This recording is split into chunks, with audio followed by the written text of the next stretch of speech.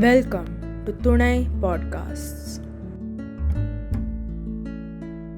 Abuse and inflicted harm leads to trauma and mental despair.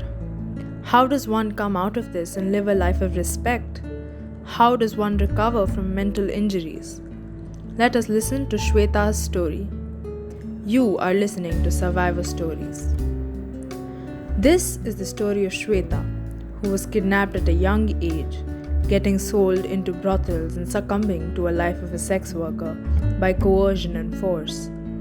For Swetha, the physical agony and mental torture were just preludes to a life with trauma.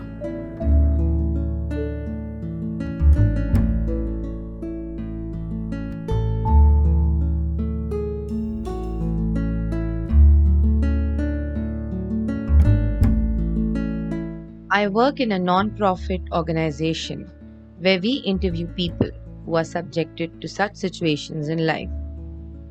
Based on their background and qualifications or skills that they know, we help them to upgrade themselves for better living prospects. Normally, in interviews like these, individuals do not want to be named. But Swetha, she was different. She wanted us to put the hard facts in record and shared with us her story of horror with courage and boldness that I have never seen before. I had to be amazed by this woman's grit. Swetha said, "Yes, I was just 12 when I was kidnapped. Then, till the age of 20, I was forced to work as a sex worker.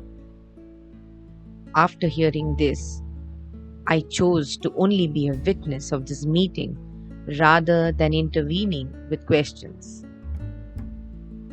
The only daughter to her parents, Swetha was celebrating her 12th birthday, also the last one, with her parents. Once the birthday party was over, while playing with her friends in the front of the house, she recounts that she couldn't remember much, except when I opened my eyes, I was in a small dingy room. There were many girls like me in that room. Some ladies were there to take care of us. Probably all they could do was feel sorry.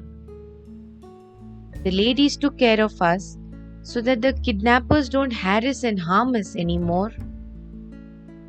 I was left just like an object in a room allotted for me.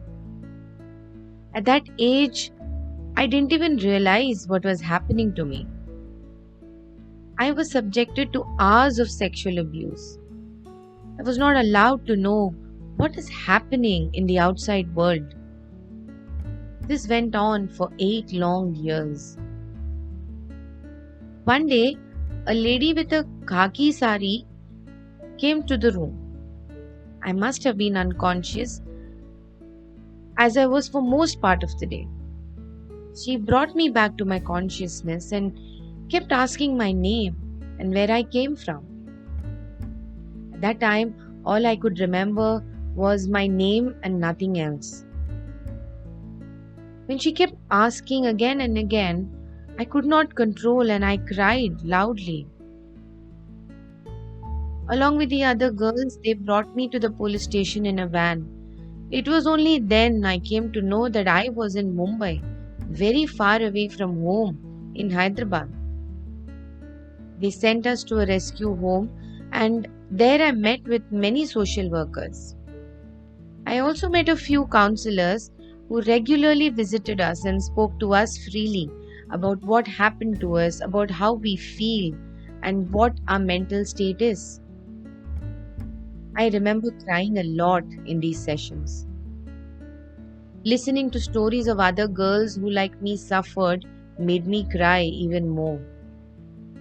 Initially, I never spoke to anyone and felt so ashamed of myself, my body.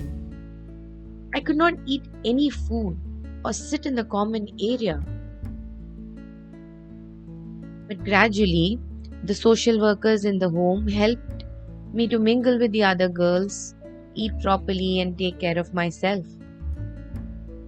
After a few months, They also encouraged me to go out, talk, and meet different people and move ahead with life.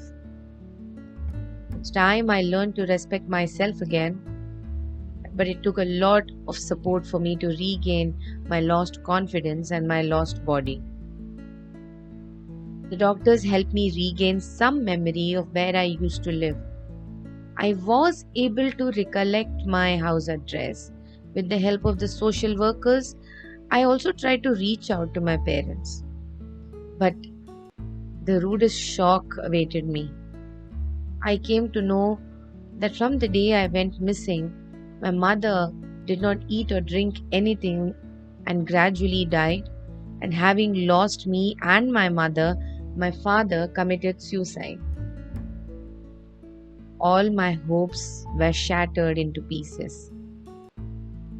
But it is said that a door opens when everything seems to shut itself on you. A good person from Delhi came forward and sponsored my education. With his help, I learned computer applications and also a foreign language.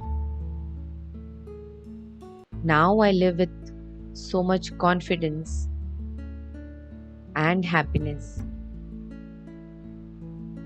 At present, Swetha works at an MNC in a very good post. She is also a mother of a daughter whom she adopted a few years back. Though she doesn't give us details about her daughter, she speaks about her with so much pride. After completing this interview, Swetha walked out of the room. As I watched her walk, the song that kept playing in my mind was Singapenne, Singapenne, Swetha the Lion.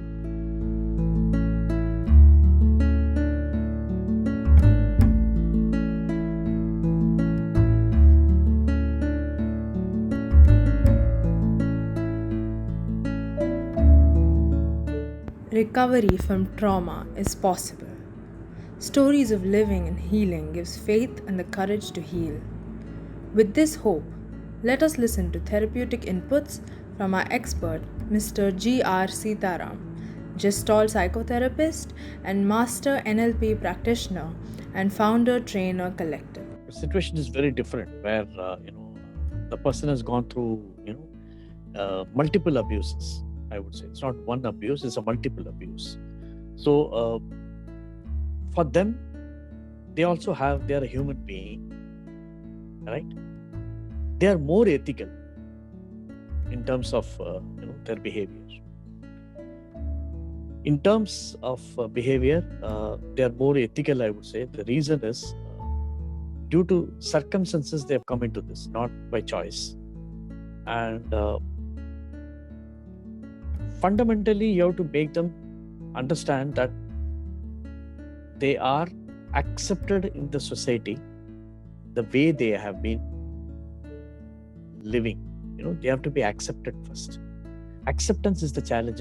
What they have gone through is not the challenge. And then the trauma will reduce. The society today, what transgender is facing is the same problem. Now it is changing. I think this will also change.